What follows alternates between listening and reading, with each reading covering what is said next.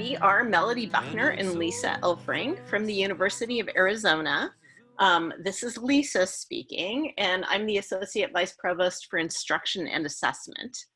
And I am Melody Buckner. I am the Associate Vice Provost for Digital Learning. And we work as a team, so we thought it would be fun to come together and talk about the thrills and chills of online proctoring, because it's something the University of Arizona has been doing, well, officially, I guess, for the past 4 years, but it was done even before that in pockets, but it became centralized about 4 years ago.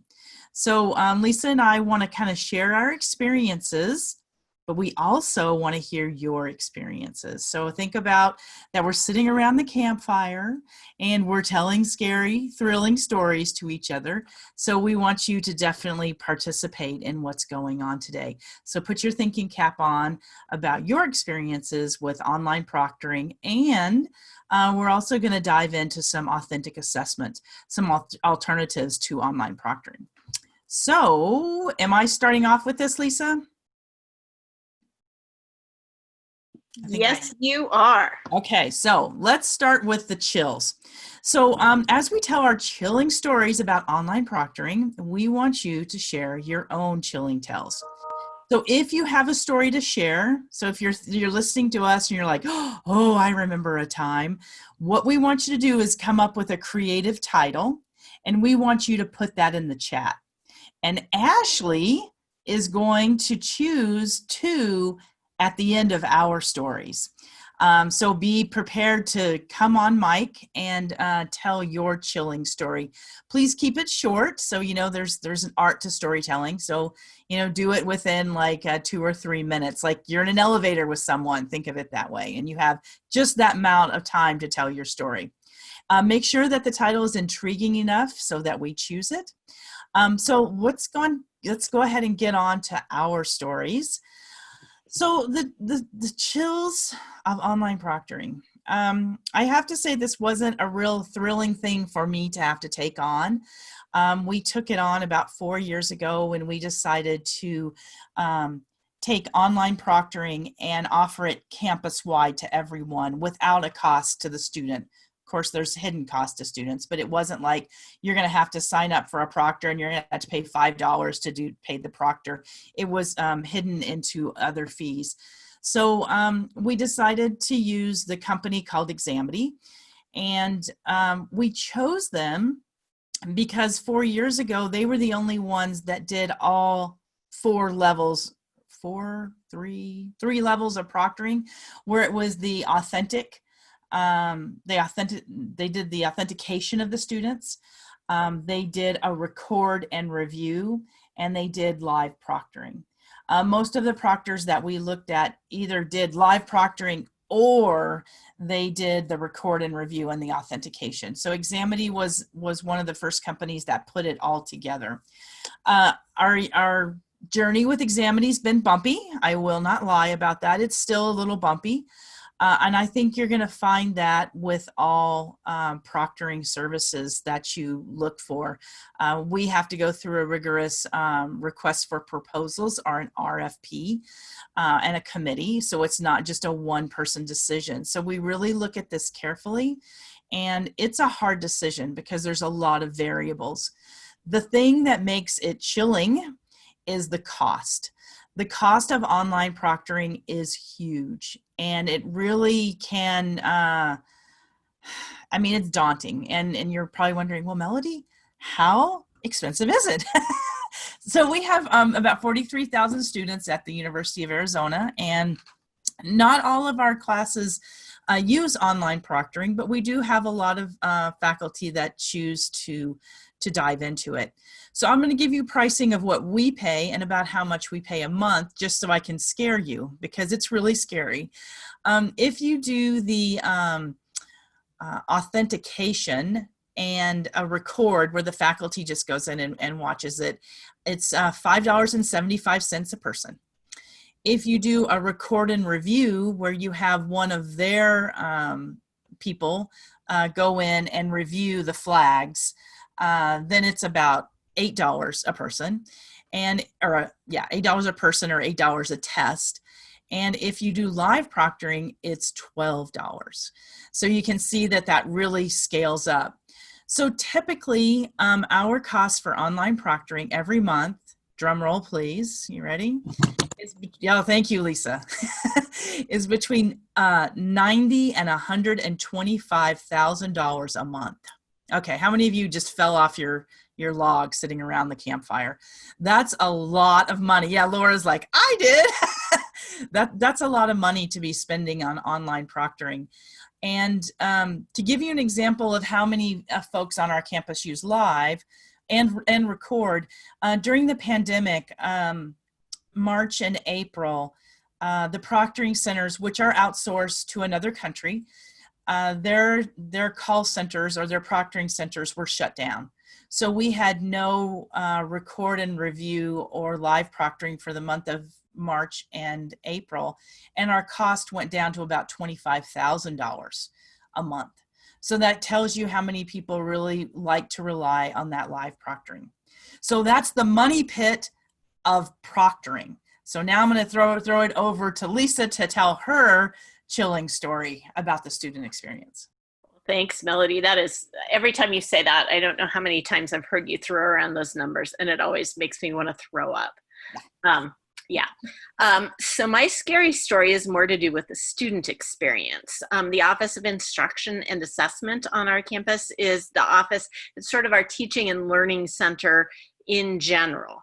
And so we work a lot with instructors who come to us with their own scary stories.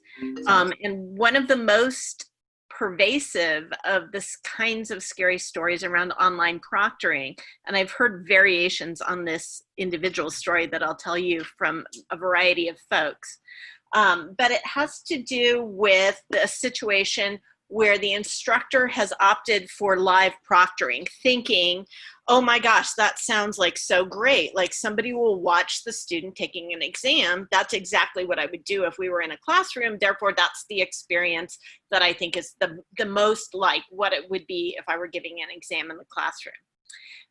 And the story that I'll tell you has to do with a situation where the student who's taking the exam is a female. And the proctor is a male, which is more often than not the case in this situation. And the horror story is that it has happened more than once, more than twice, where the proctor is just, depending on who you talk to, either extremely unprofessional or along that continuum to misogynistic or even creepy in the way that they address the female students who are getting ready to take an exam, which is an anxiety-provoking situation to begin with.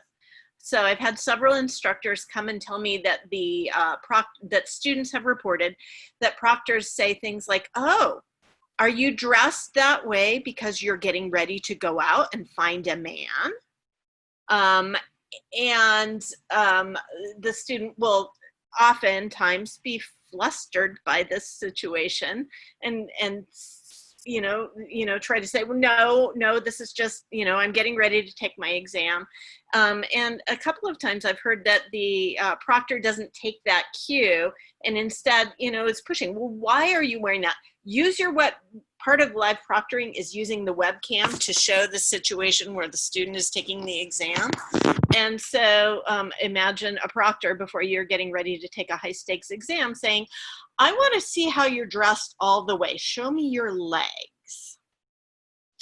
So that is, of course, a worst case scenario, but it has happened multiple times.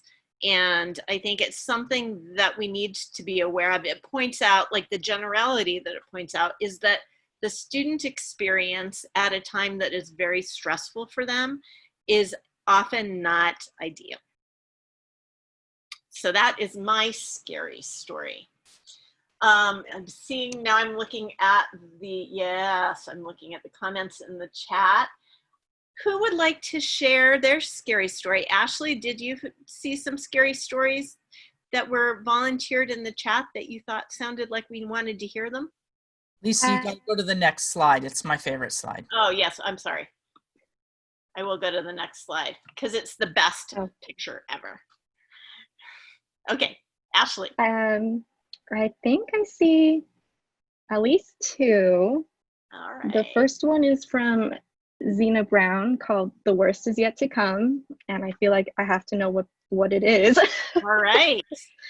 So I'm going to unmute Zena so she can tell her story. Yeah, Zena, can you share? Okay, did I do that right? Yes. There we go. So, hi, I'm Zena. I'm in Atlanta, and actually I'm in the K-12 environment.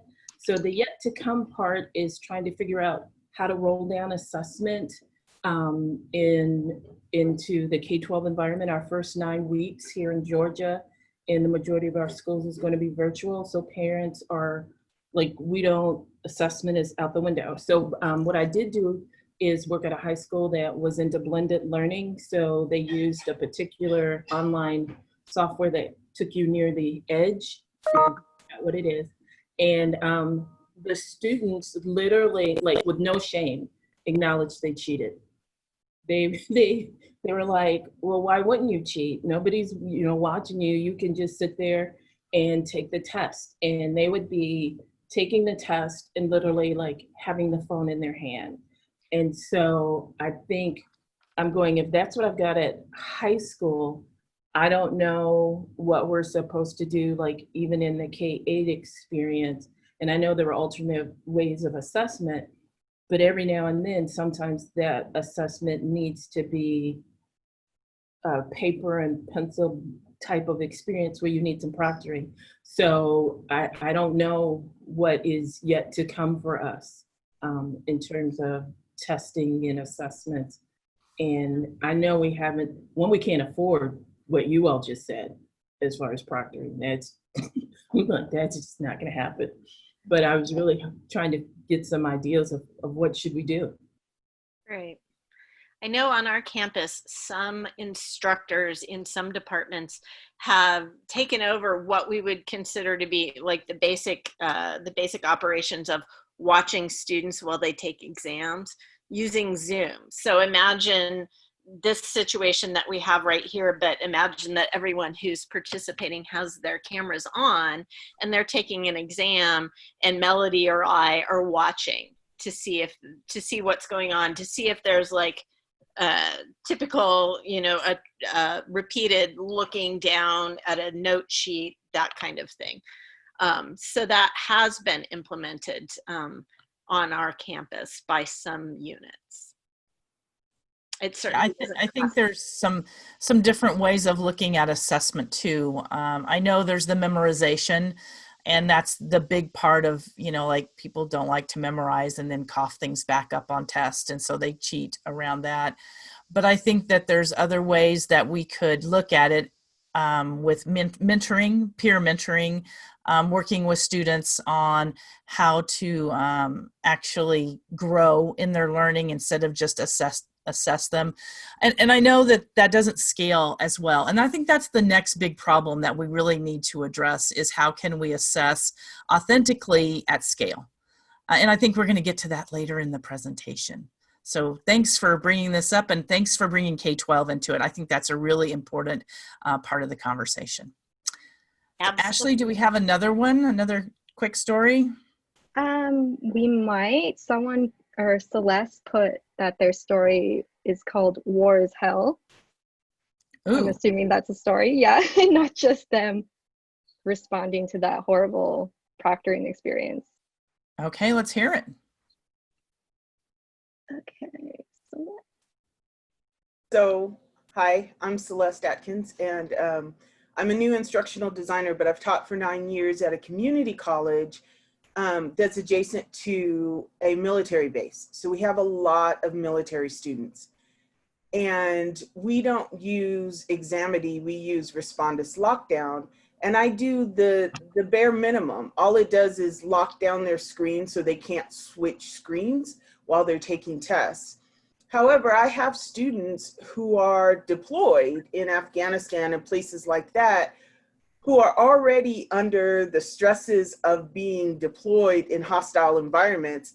And then they have the added stress that they can't take my quiz because lockdown respondus isn't working, their computer's freezing, they can't download it. And so it feels horrible to me that I am adding to the stress of these soldiers. And on top of that, I'm in this conflict of how do I make it fair for everyone? Do I just not make the soldiers do it? Do I not make everyone do it? So that's sort of been my struggle. That's a good one, Celeste. Thanks for sharing. Celeste now is on my team, and I'm excited to have her. I love her perspective and her experience that she brings to our team. So that's a really good point. Bringing more stress to students, I think that's what Lisa was pointing out from a different kind of perspective, but definitely, yes.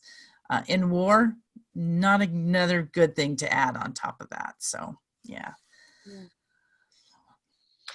Absolutely. Thank you for sharing your stories. There's a lot to talk about. There's a lot of things to talk about with assessment generally, and then to talk about online assessment. I'm going to move us along and talk a little bit about assessment in general, and then we'll change gears and talk about assessment online, which is what most of us are planning for fall. And then we'll get into maybe what Melody alluded to a little while ago, maybe some alternative approaches that we can use to de-escalate the situations that we've been talking about. So for many faculty members, just the word assessment is a scary story all by itself. A lot of the time when we have conversations with them in our story, or in our center rather, we talk with them about why we are assessing them and how we're assessing them, to try to get a picture for how an instructor is approaching assessment in their class. So I wondered, because I'm sure we have a really broad range of participants, if you wouldn't mind typing into the chat window, for you, why do we assess students? Why is it important for us to be assessing students? And if you're having a hard time finding the chat window, which may very well be, you can do that by going to the Zoom menu down at the bottom of your screen and clicking on chat. All right, so, oh great, I'm seeing some responses. Auditing that the students are competent in whatever we have set them up to learn. The answer to that question might make us forget about proctoring altogether. That's where we want to go. So thank you, Maha. Assessment is making sure that learning is intentional. There are certain things that we want students to be able to know and do by the time they leave our class, and intentionally determining whether they can know and do those things is really, really important. Let's see, showing what they know. We're assessing their growth. Oftentimes, I don't know that we do enough to look at growth over the period of time that we have students. For us at the universities, that's usually an increment of a semester, but that can vary a lot. So growth can be something that we look for, and I wish we did more of that.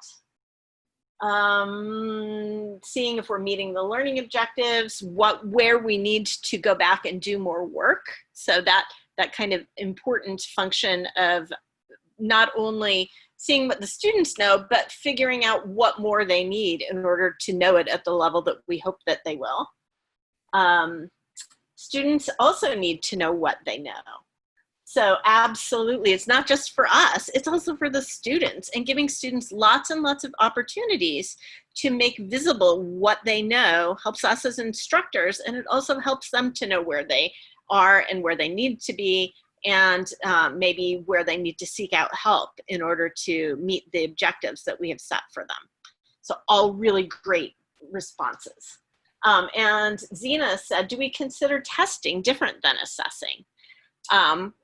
I think, Zena, my higher education answer to that would be that testing is a form of assessing, but there are many other kinds of assessments that we can use. And frankly, I think that those of you who are in the K through 12 world probably have a better arsenal of those non-testing assessment kinds of things to use than many of us do in higher education. I teach biology, and we're a very testing heavy field in general. If you can't put it on a multiple choice test, in some cases, people feel like it's just not worth doing. And so really great questions. Zena's question maybe propels us to the second question on this slide, which is, how do we assess students? So think about a typical class that you're involved with if you're teaching.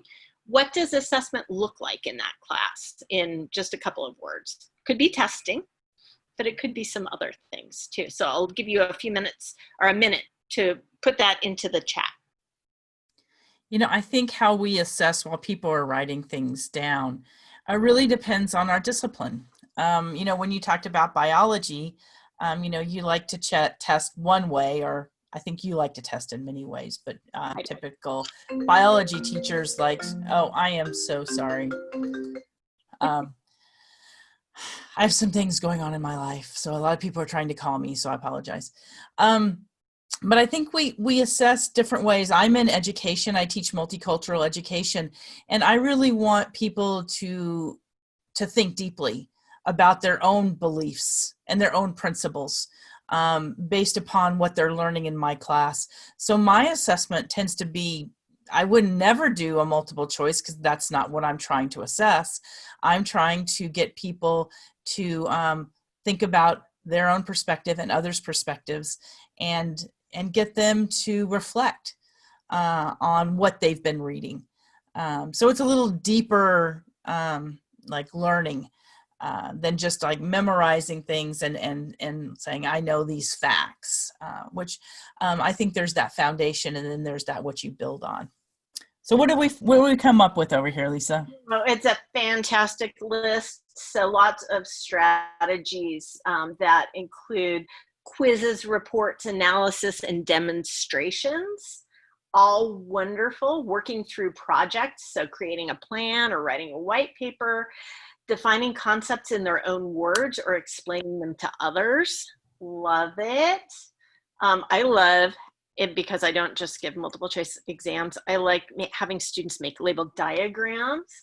Asking them to do authentic tasks. So that word authentic is a really, really important element. Thank you for introducing it, Maha. Where they apply what they learned in a realistic context. Many of us are not going to be taking exams for the rest of our lives. Therefore, only assessing students through exams is not likely to result in deep, lifelong understanding and making connections in the way that we want. Grading, like case studies, grading discussion forums and group projects. In math, formative assessment and tests, adding students to help, or adding assignments to help students apply that math in different situations. Let's see, writing. Lisa, I noticed we only have about 15 more minutes, so we probably need to move along because I want to tell some more stories. Yeah. All right. So absolutely, I'm going to, this is a figure that we often use when we talk with instructors in our center about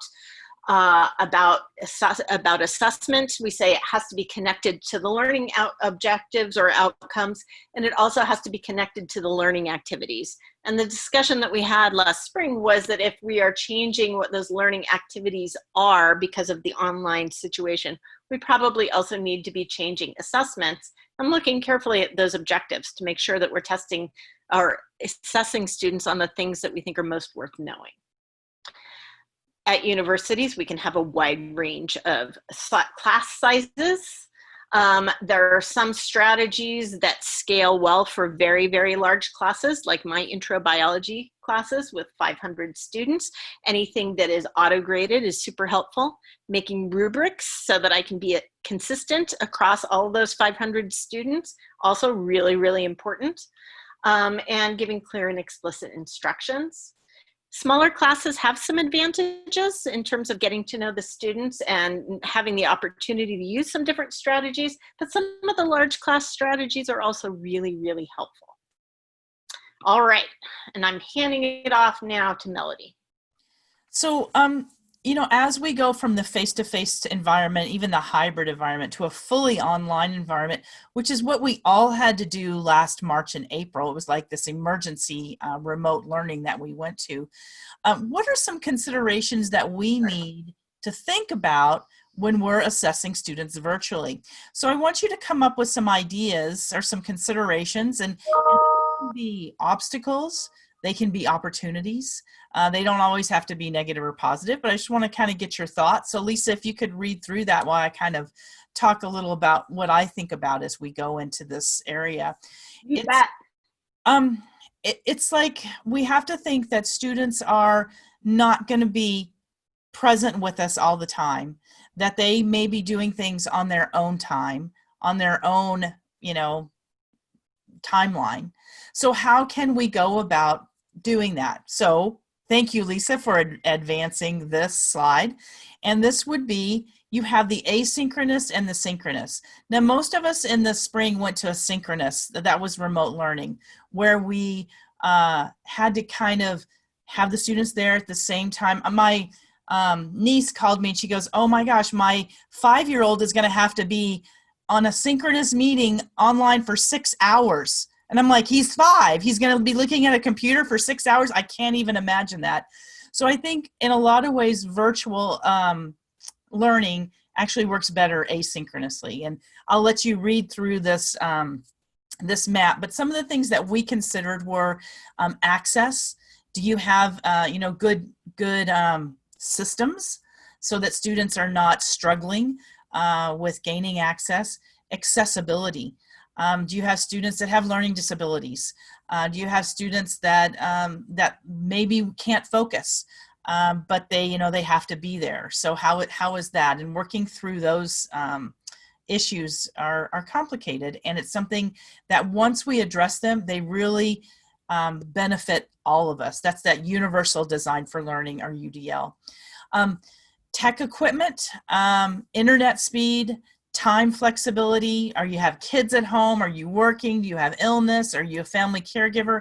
You know, I'm all of those right now. And so, you know, synchronous work is really tough for me. So Lisa, what did we find?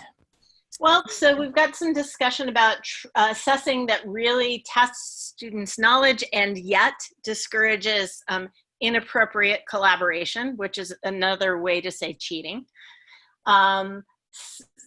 Shirley raised the issue of tech problems, and Zena said in K through 12, we're trying to make sure there's access to devices and connectivity, and also things have to happen only during school hours so that it's not happening at hours where you know, outside of the typical times that school would meet. Yeah. Okay. So let's go on to the next slide. Yes. Hold on, I moved my cursor there. That's okay. And so these are some of the scary concerns that we have to consider when talking about online assessment. And one of them has to do with security. We want to make sure that our students' identities are protected, especially if they're being recorded. The technology limitations, maybe not everybody has access to the same kind of technology. Exam security, not only on our side, but on their side. We have caught cheating rings of students. So, you know, there's a reason why we have online proctoring in place. It's because there are people out there that take advantage of the situation. Opportunities to help students during exams. You know, that again is if that's one of your cheating rules, which that's what we have to just determine. I want you as an individual to take this exam. It's not a group exam. You have a lot of test anxiety, and when you add technology onto that, a lot of people have anxieties about technology. So if you have test anxiety and technology anxiety, that's a double whammy. And then you have some of the things Lisa was talking about, which are just, you know, social norms, I guess. So that's another issue. Isolation. I know that we're all feeling this. Even though I feel connected on Zoom, I still feel very alone in my home. Accessibility issues and universal design for learning is a really good way to overcome that. But it takes a lot of thinking, and a lot of times it's an expensive, it can be an expensive endeavor. And how you scale this, and also the authenticity of the task. So these are some things that we all have to consider when doing online assessment. So really quick, let's go to the next slide. I don't know if we're going to have a whole lot of time. This is a fun slide. We're kind of in the middle of our presentation, although we don't have much time. We want to hear some of your scary camper names. So if you are a camper, think about when you maybe went to camp. Do you have a name, a nickname that you would want to be called at camp? And if so, just go ahead and put that in the chat. Boy, there's some good chatting going on over here. Yeah, some discussion about changing the culture. Yes. Rather than trying to police the culture and realizing that students will always find a way to work around it. Trying to change the culture to a culture of honesty and sort of academic privilege and honesty. Okay, we're not getting a lot of people putting their camper names, so we're just going to go on. Think about your camper name, though. Be creative. Hippie Gypsy. I love that. Okay, so this is yours, Lisa. All right. So just as we told scary stories at the beginning, we want to tell some thrilling stories. We would love to hear your success stories about assessment that went well, that actually helped you to achieve some of these goals that we've talked about. So again, if you want to type your title into the chat, our talented assistant, Ashley, will read through your titles and pick maybe just one thrilling story for you to share with us. But Melody and I both have thrilling stories as well. And so I'm going to go first this time, and then I'll hand it back over to Melody. So my story of assessment that happened that is right is actually, I'm reading from an email. I printed out the email because how old am I? All right, so this is from an instructor in one of our departments of engineering on campus. And he wrote to me right at the end of spring semester and said, I hope you're doing well, blah, blah, blah. I teach 2 courses this semester, and I have observed a significant improvement in the quality of assignments and projects. I am wondering if it has something to do with, and then he makes a laundry list of all of the things that might have changed after we moved to to remote instruction. And he said, I would really like to ask students about what they're doing differently that has resulted in such great outcomes on the learning outcomes for my class. Am I allowed to do that? So 2 things that I thought were fantastic about this story. One is the students were doing better, and he actually recognized it. And that is fantastic because not everyone felt that way at the end of spring semester. Second thing that I thought was fantastic is that not only did he recognize it, but he wanted to do more assessment to try to figure out what it was, because he wanted to sort of figure out if he could redesign his courses, even in the absence of remote teaching, so that he could actually promote more of this engagement and learning that he was seeing. So I think that's a fantastic story, and I'm going to throw it over to Melody now. So mine is about authentic assessment, and I was the control freak. So I was doing my PhD, my dissertation. So you know how you want your data to be real clean and you don't want any things kind of going off to the side. So I was trying to force my students into one modality. And I was doing it kind of with that universal design of learning. I wanted to level the playing field. I wanted to be able to control how their content was coming in so that it would be good for my data collection. And then I thought it would be good for the students too. And what I found out is that students wanted agency in how they showed or they demonstrated their competencies. And they were doing digital storytelling. So I I did, this was a long study. It was a 3-year study. So the first year I was really controlling. The second year I loosened up. And then the third year I just kind of let things go. And the year that I let things go, and maybe it could have been the group of students, but they got real creative. And I learned so much more about their experience and what they learned when I kind of let go and let go of control of how they came in with their digital stories. I allowed them to go outside of the learning management system. I know there's some FERPA stuff going on with that, but they ended up posting something in Facebook and had this really great community of Facebook, and they were sharing how much they had learned and what they had learned, and it became a community conversation, which ended up being so much more richer than it was when I had captured it inside the learning management system and was trying to trap it for my clean data gathering. So that's my little scary story about being the control freak. It's not scary, it's thrilling because you ended up not being a control freak. That's right, it's a thrilling story. Sorry, yes, that's it. Yeah. Ashley, you have a very important role here. You get to choose from the very many interesting sounding titles. You get to choose one that we will hear about right now. All right, so I'm gonna pick the thrilling story from Adam. It says, "Give me the records, keeping the government honest." Woo. All right, Adam, tell us more. Sure. Yeah. So I teach journalism, and and I teach communications law, among other things. And one of the things that I wanted students to do was learn about open records law. Of course, I could lecture them about the law, and we could talk about how it works in the process and cases, and certainly we've done those things. But it's something that they use. I talk about communications law as both a shield and a sword, depending on the circumstance, and it's hard for them sometimes to use communications law as a shield. I don't want them to get sued during the course of the semester to experience that.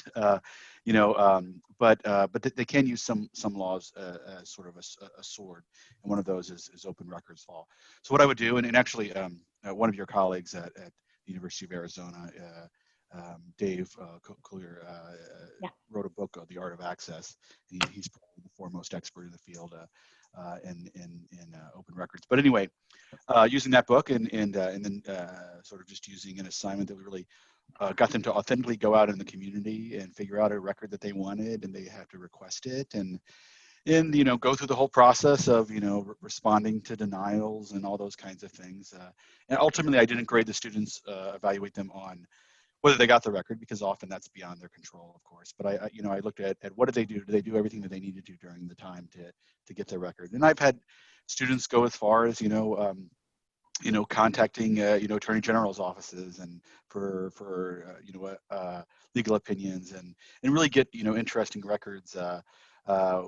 My university is in the Louisville metro area. It's actually an Indiana University campus in the Louisville, Kentucky metro area, and Louisville makes students.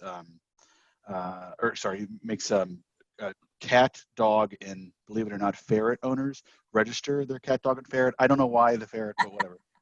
Anyway, and the student said, well, hold on, there's a form that someone has to fill out, and that goes to the government. So they requested the database of all of the cats, dog, cats, and ferrets, and then we're able to do what's the most common breed in this area of the city, and what's the most common name and stuff like that. But they got a row, a database with 150,000 rows, and it just and there wasn't necessarily keeping the government honest in that sense, but that example. But they were able to use the law creatively, and realize, hey, I can use this even if I'm not going into journalism. Fantastic. Those are skills that are going to serve them for their entire lives. Absolutely. Absolutely. Thank you for sharing that. Thanks for asking me to. All right. There's a question in the chat about why we're not in presenter mode, and that is because I enjoy seeing all of you. And when I'm in presenter mode, sharing screens from my computer, I cannot do that. So it is my selfish wish to see your lovely faces or names. All right, Melody. Okay, I don't know if we have time to do this. Ashley, how much time do we have? Technically, it ended a minute ago, Yeah, that's what I Alright. thought. But you guys, yeah, you guys are the last of my sessions today. So I'll leave it up to you and the participants, really. So here's what we're going to do. We're not going to do breakout time, but I did create a Padlet.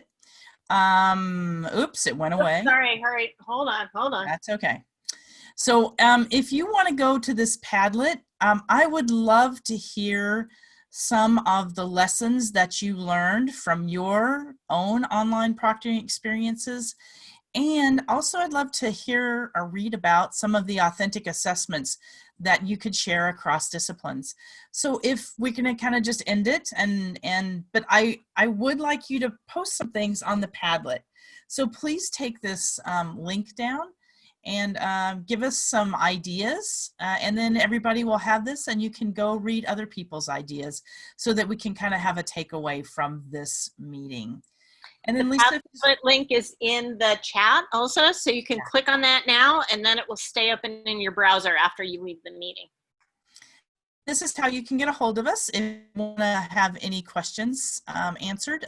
We're always available and happy to talk about this chills and thrills of online proctoring. So thank you so much for joining us today.